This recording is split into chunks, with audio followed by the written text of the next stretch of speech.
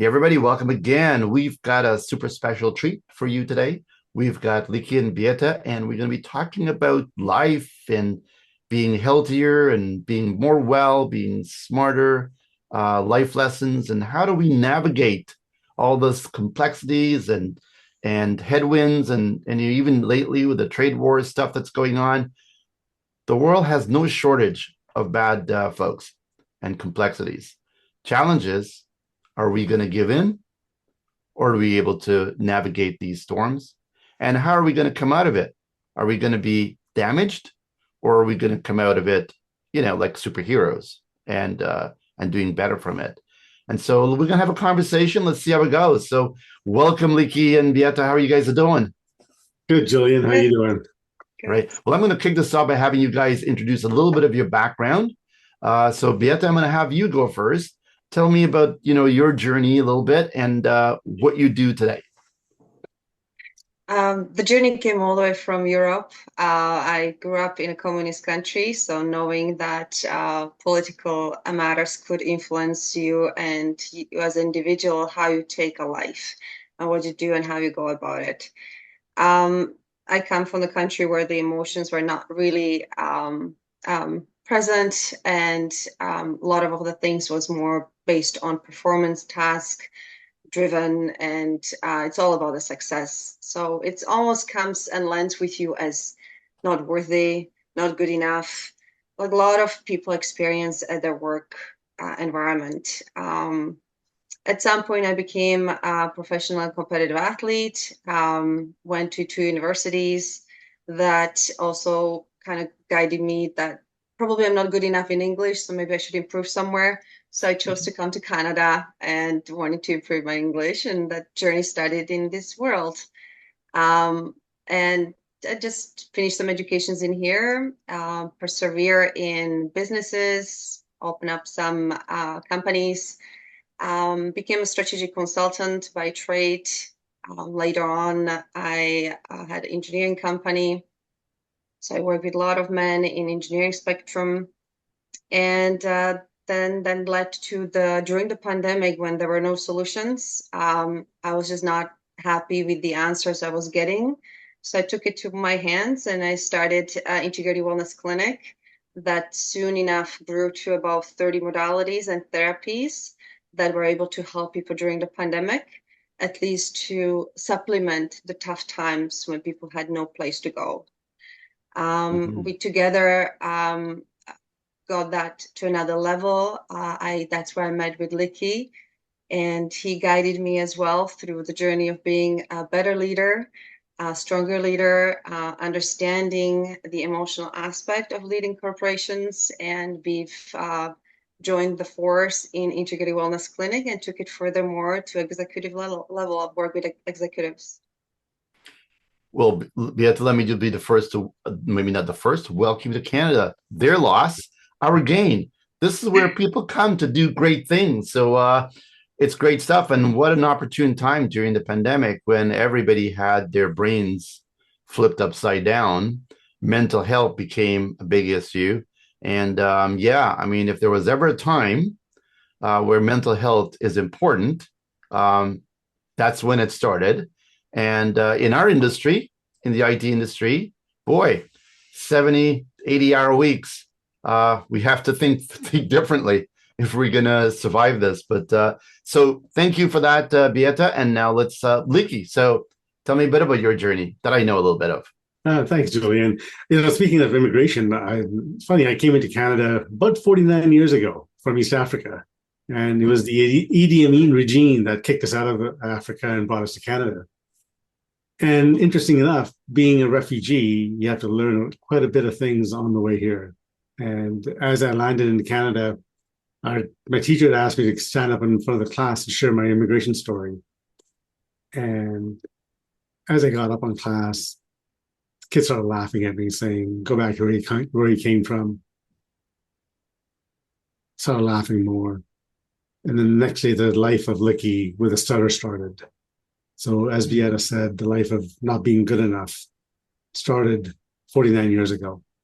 And I held on to that fear, that emotion, that belief system that I am not good enough. throughout for about 35 years. And in those 35 years, I actually had an IT company that was successful, but I was leading it from a fear-based as opposed to from a collaborative base, from the heart. And it's gotten me to where I am today is I learned a lot about myself over the years and realized that I had to grow and I had to lead a certain way. And today we're sitting here, Beata and I sitting here saying, what have we learned about ourselves and what don't people know about themselves to get through tough times like we are today? The world is in an economic downturn. We have no idea what's going to happen tomorrow. How do we approach that? What do we do to approach that? What's our strength? Do we live in the scarcity mindset? Do we live in fear? Or do we live in this abundance mindset and say, it's going to be okay? The choice is yours. Which one do you want to sit in? We're choosing to sit in. What are we going to do to help the world and the people that we know? Do something. Well, first of all, let me apologize for those bad kids. Why do we always say kids are always mean? I don't know. Maybe it's part of learning, but you know what? It's you survived. Yeah. And no thanks to those mean kids. We should always check to see what those mean kids have become today, but that's a different story. So you've both been through challenges and you both found your way through the storm. They always say it's always, darkest at dawn, and you go through a journey. And then when you get to that point, you say, wow, I've made it and I've become a better human and a better leader, a better whatever it is you're trying to become. But we have been as a world through the last few years, I think the 5-year anniversary of the pandemic is this month. It's interesting in that when I had my award show in February of 2020, it was wow. People were talking about the slowdown and the stuff not coming in from China. And I'm going, what? Who said this? What am I living on? And a few weeks later, pandemic hit.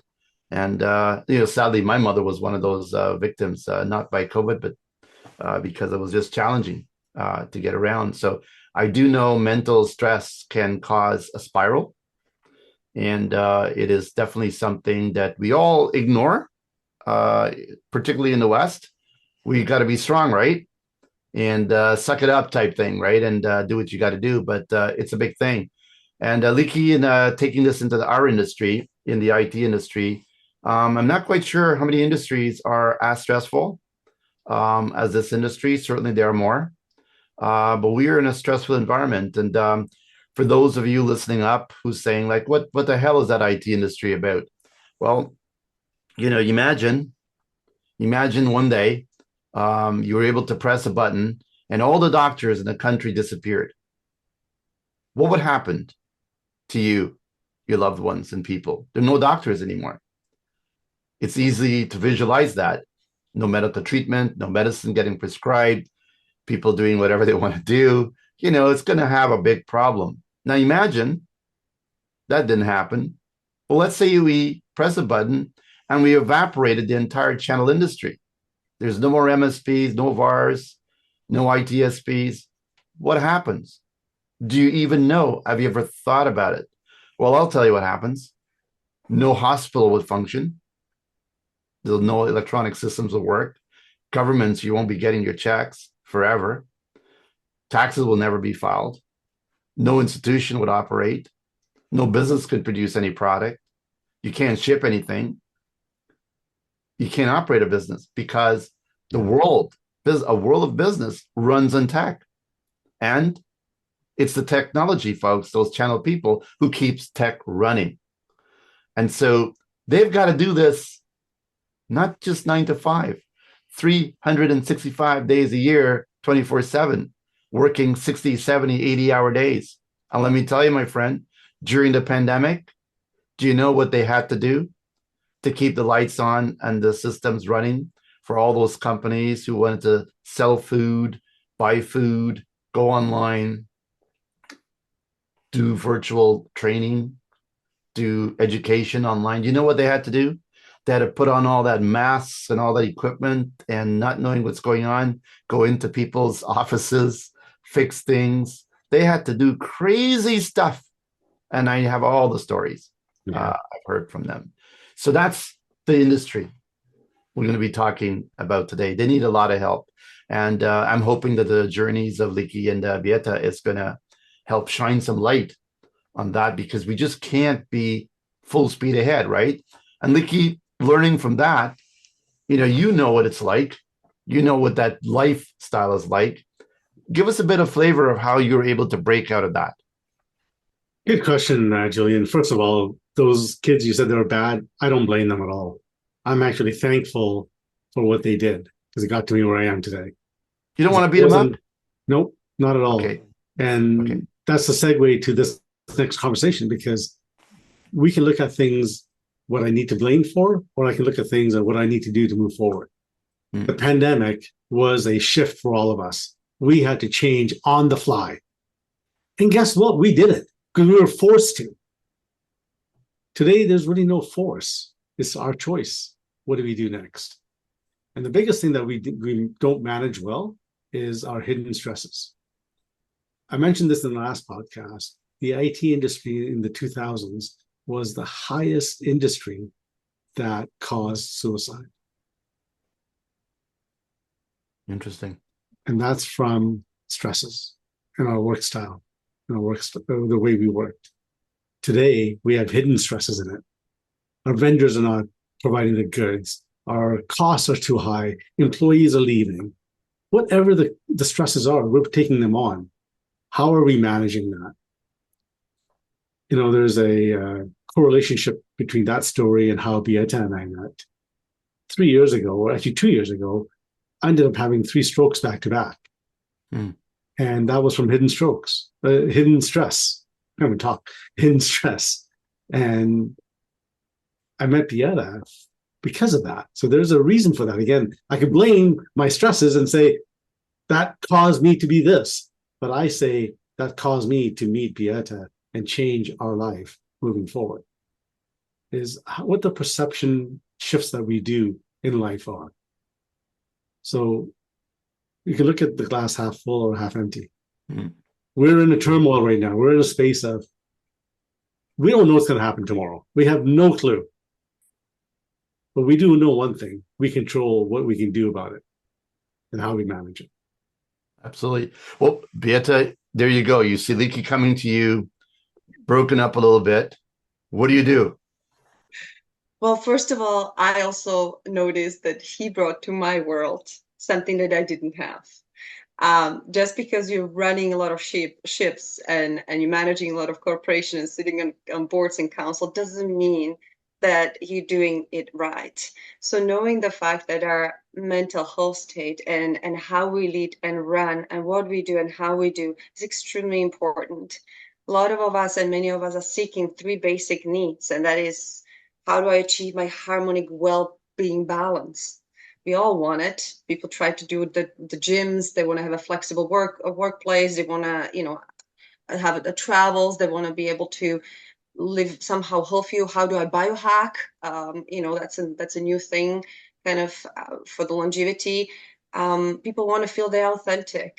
People want to feel that they have a sense of belonging, the fulfillment in the sense of, am I able to contribute? Everyone is asking, everybody, wherever they work, they want to feel that they are validated. They are the contributors. They are learning, and they are being challenged. I think everybody thrives in that kind of environment. Can we always have that? No, but it all starts from us. A lot of people seek the happiness through others, other things. People want to purchase things. People want to say, okay, well, then January I'll start and I'll be better and healthier because it's the new year. Or I just, reward myself. I'll buy myself a Porsche. I'll feel better, whatever that is. But is that the true happiness? And what the happiness means to you? How does that fulfill you? We often need to start from ourselves. Only us make ourselves happy, and you kind of create this good energy around yourself and surround yourself with the things that matter. So that's what we do with Likky. He actually, when I saw him, I started to observe how he does and work with corporations. I sat during those sessions and I was just mesmerized. In the 3-4 hours, the change that happened in 4 hours, how people actually in corporation executives started to, some of them started to cry, and how everything shifted. It's just, we all have hearts. We just need to know how to communicate between each other, how to embrace each other. Just there's a ways of doing it. You know, there's I got a question for you. They always say in business, it's not personal. Separate your personal life from your business life. And I always found that to be, a silly concept, because whatever you do in personal, spills over in business, and whatever you do in business spills over in personal. And, our event manager once, with the event, I actually said that, it's business, and she goes, no, this is personal. We take this serious, so we take the whole experience of it serious. Can we as humans untangle, separate our personal lives really from our business lives? That's a good question. Consciously we can, but not subconsciously. There is no switch up here. Actually, if you watch a show, Severance, it's actually about a switch. You go up the elevator and you turn the switch on and you become the corporate person. Turn the switch off, you become the personal person. But we don't have a switch. In TV, we might, but we are consciously aware that we have to shift. However, it doesn't work that way. If it did, all the books behind me that says that you can't be broke, you can't be fat, you can't be an alcoholic, we wouldn't be any of those. Because consciously, we know how to read books. But it's our unconscious mind that's running us. And when we want to break business to personal, there is no split. You are that person. You're the person running the business. So you got to show up the way you're showing up in both places. You can't fake it. If you're leading with fear and unlovable and unworthy and I'm not good enough at home, you're running it at the office as well. In fact, it's probably more prevalent at the office because there's no emotions attached. Now you're going to act like a person that's really not good enough. And you take it out on the employees, right? You take it on the employees and you lead with that. You lead with guilt, you lead with fear, lead with sadness. And we see this happen a lot where people say, yeah, but I can't forget, I don't need to worry about my work or my personal life. It's work. I need to make sure that it's working well because I've got employees, I got payroll to meet. I say, it's great. Let's just step back for a second. What's your role in all of that? Doesn't matter. We need to fix this. We need to fix those people out there. Great. I'd love to help. I'd love to fix them. Will you be part of it? I don't need to be part of it. It's their problem. And it's such a big challenge that I don't need fixing. Yeah. I don't need fixing. And nobody's broken, by the way. Yeah. We're running with our unconscious mind, and that's okay. These are what we call blind spots. Our perceptions from our past experiences cause our blind spots, and we become who we are from our past experiences, good, bad, or ugly. It's just how we define them and how we move forward from them. So, Beata, are we able as humans, or as like Likky says, that unconscious glue keeps us the human connected with our personal life and business life? How do we? Maybe you can build that switch. Again, I'm going to follow up what Likky said, and you mentioned as well, Julian. It's something to really consider. The unconscious mind is truly running us. It's almost 90% of our functions are running without you even knowing. Did it ever happen to Julian that you're driving in a car and you just don't even know how you got there? I can't tell you. I was not drinking that day. But or you're sleeping, and who's running your body? You're sleeping consciously, you're out. What's happening to you? There's a lot of the time that unconscious also means that is your blueprint. It's those are your habits. It's a generational. Sometimes I'm sure that you've been told you behave like your grandpa. Like, how does that work? Let's say grandpa never even raised you. So there's a lot of things that we ought to consider is about bringing a religion, the environmental factor, the blueprint of ourselves is guiding us throughout the life. And because the organizations nowadays are so mixed and many cultures come across path, which is so beautiful, And if we just embrace that change, and if we learn how those find the blind spots, and Likky said it very well, there are many blind spots, and there's a scientific version of it to find out, and there's also the just an unscientific way, which we love working with corporations that way, to kind of find how people operate and how to communicate, how to give them a feedback, on a basis of who you are. Again, as I said, there's a blueprint. And a lot of people nowadays, have you noticed, Julian, people are talking often about energies, and frequencies and all sorts of stuff.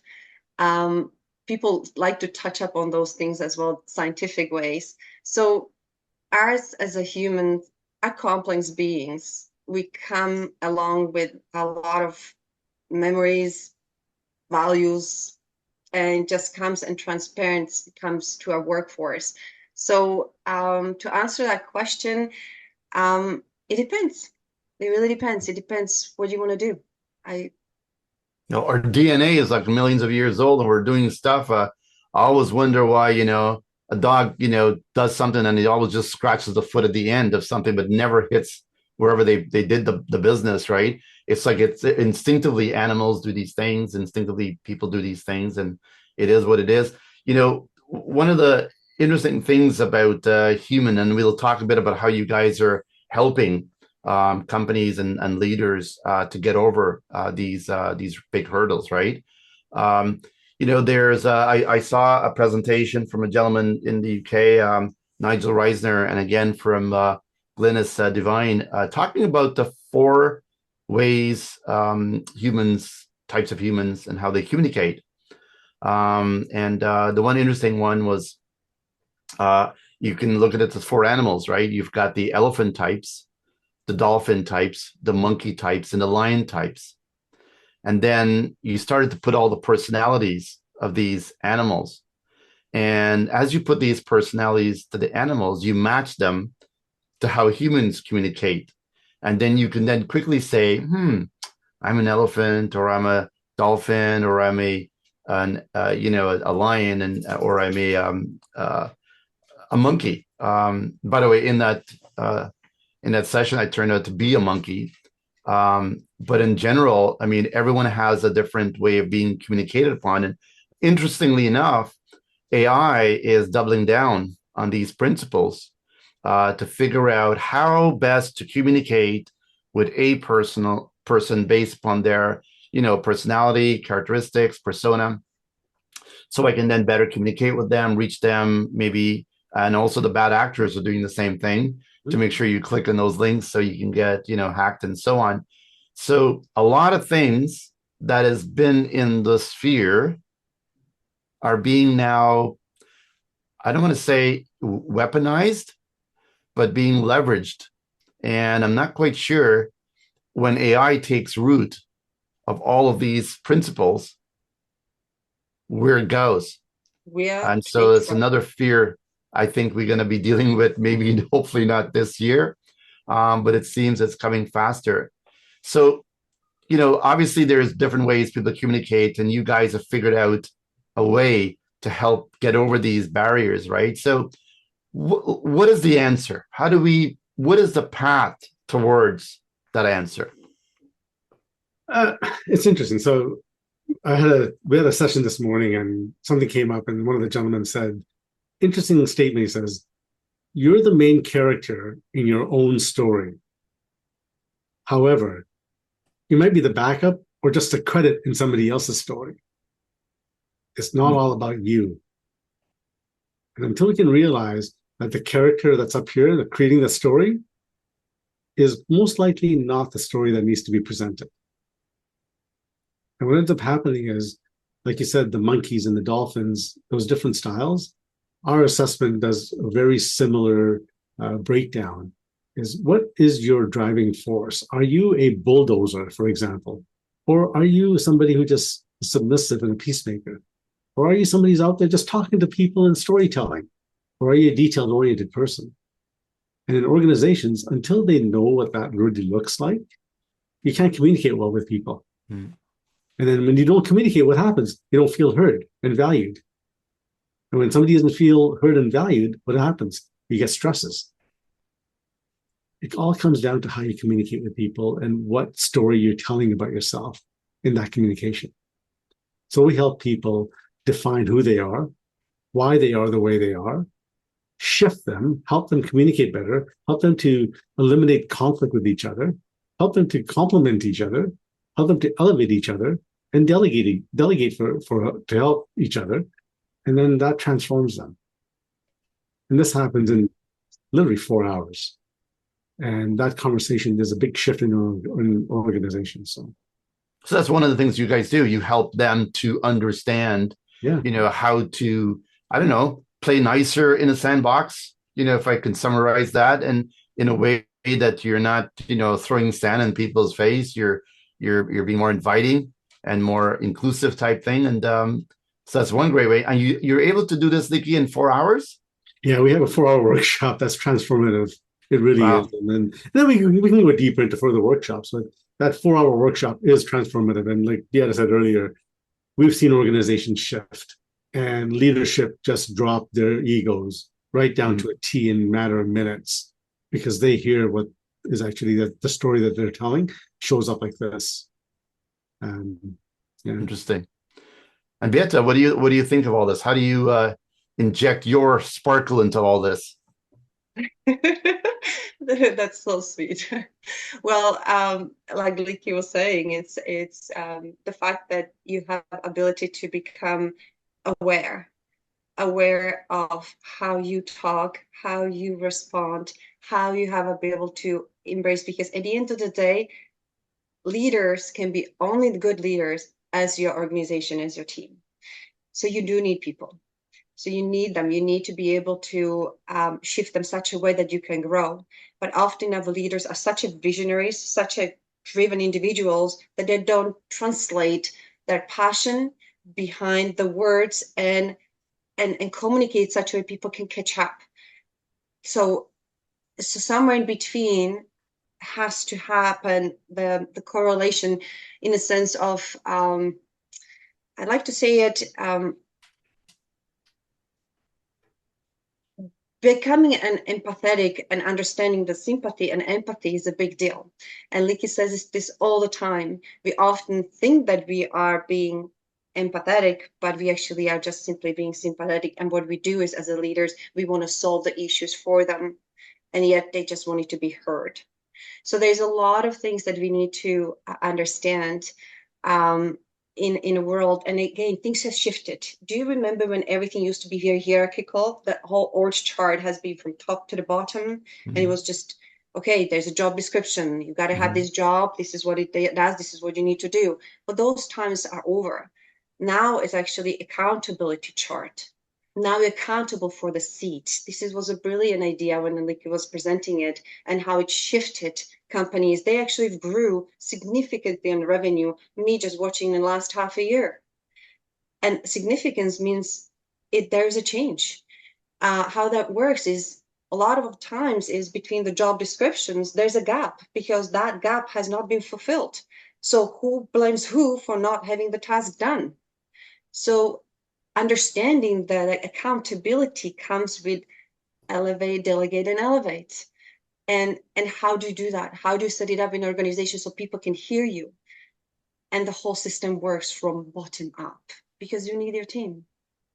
Absolutely. It's almost like we've lost emotional IQ along the way, and we've placed that with whatever the other IQ is.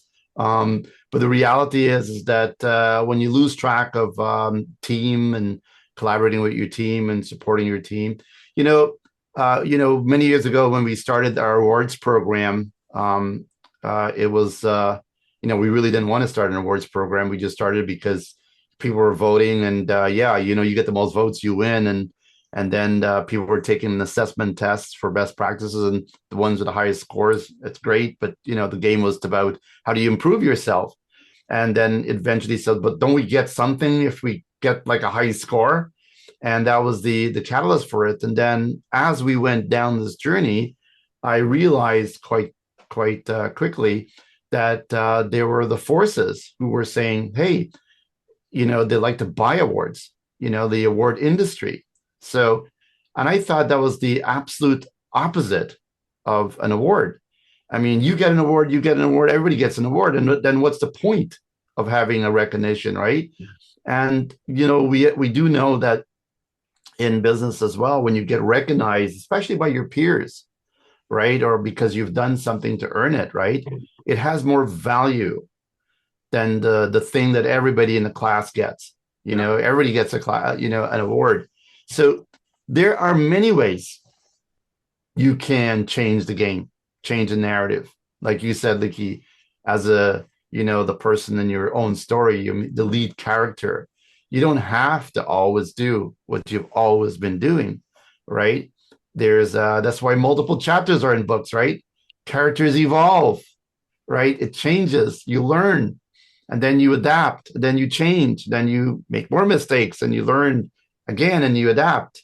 It's the ones who don't learn we have to fear, I think.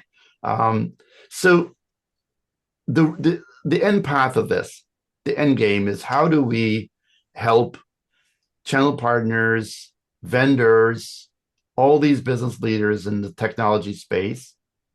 And I'll just put a caveat here, as well as the end customers of the businesses that these MSPs serve. They serve all the businesses in the world, right? We all are connected this way. So helping them to become better at what they do ultimately helps them to become better business, more successful. But I think the word at the end of the day, what we're looking for is happier. They become happier.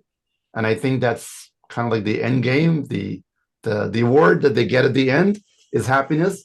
Am I reading that right, or is there something else? No, you're absolutely right. And Beata was using some language like accountability chart and delegate and elevate. Some of you in the IT world probably recognize that from the EOS world. And I used to do a lot of EOS implementations. And what we realized is that they would go on and work till we were there. The moment we left, they'd revert back. And what we realized was the shift that needed to happen was the individual team's mindsets. And it was the mindset that needed shifting. So as soon as we started helping with the mindset shifting, the strategy work started flowing so much more easier. Mm. And what we realized there was that award is acknowledgement and appreciation of the person on an ongoing basis, because that lasts a lot longer than the certificate of accomplishment, which you hang up on the wall. And once we can understand who you are and why you behave the way you behave, and get acknowledged for that person and be seen and heard, you're engaged in that organization for a long period of time. And we used to see this when there's a revolving door of employees. We started doing this work, those employees started staying. Customers started staying because they were happier. And when the customers are happy, employees are happy, ownership is really happy because the bottom line just increased. So we realized that pretty quickly. It all came down from mindset shifting. Interesting. So you want to add something, Beata? Yeah, and the most important is the wellness. Every single person in corporation matters. Because, and that needs to be understood, that the wellness has shifted. Everyone wants to have a happy face, healthy body. How to do that? So we have a ways of doing that as well. We actually enhance our practice with certain parameters and even devices to measuring your emotional intelligence, as well as your bodily functions, neurological pathways, traumatic experience throughout your life. It will tell us to your date and almost, a year of your trauma. And organs health, compatibility, absorption rate, all the health aspects of your life. Because at the end of the day is, if a corporation has to be taking care of each single person because they need to be well, to function well, to have a highest performance, because IT world is no mercy world. I see it's always problem solving. No mercy world. I've never heard that one before. No mercy world. Okay. Well, in a sense it is, because it's always, there's a problem and you've got to be there. You've got to be there because it's almost like you are first responder. you are resuscitating something that is now broken, and you've got to be there at that second at a given time. So it's a lot of pressure in your own space that you're supposed to be possibly your family time, or it was supposed to be your recreational time. So it gets really compromised. There's a way of kind of biohacking it so you can stay healthy and stay productive, and therefore you feel that you're more learning, you can have a more input. So it's a huge important thing. There are actually three largest industries that are growing in the next 10 years. And that's a technology and innovation, it's a wellness and education. Those are going to be three the most funded industries in the world. So it's not to be neglected, but the most pressure is going to be on your shoulders. So we are here to help so you can sustain that pressure and you can still be well and have a long, productive life. Absolutely. Look, mental health and body health, it goes hand in hand. I mean, I learned firsthand that when you lose your actual physical health, nothing else really matters. And if you've ever been sick, you know that, wow, all those things that you thought were important are not important at all. I think there's that old crazy saying that says, when you're on your deathbed, you never say, I wish I'd worked harder. Is no one ever wishes you worked harder, but be happier and be healthier. And I really don't think you can be happier if you're not healthier. You have to be healthier to be happier. I don't know what comes first, if it's the chicken and the egg, but there's something there. Maybe we'll flush it out at some point. So there you have it, folks. There is help. First of all, you're not alone is the first thing you should understand. If you feel you're alone and you're going through challenges, well, there are numbers you can call. You should call those right away. But if you're struggling and you want to do something better and different, what does Einstein say? If you keep doing the same things over and over, expecting a different result, that's the definition of insanity. Well, maybe do something different. All right, and try something out of the box. And it's great to see folks like Likky and Beata who has lived it, understood it, and is there to help you, navigate that challenge. So it's not technology per se, but boy, if you get this right, I think the technology becomes much easier. It does. So play along and get the information. Of course, they'll be coming to our events as well. So if you want to actually meet Likky and Beata in person and talk a bit more about this, you're welcome to come to any of our events and check it all out through the podcast and these video interviews we're doing. You can reach out to them directly as well. I think, Likky, you've got some books as well, Dead by BS, right? And so there you go. And so you check it all out. And you've got this interesting little assessment, right? Likky, tell me a bit about that and the website address for them to learn more. Well, if you just go to lavji.com and go down to the blind spot assessment, it's a 4-minute assessment that will highlight what style you specifically are, and it'll give you your potential blind spots.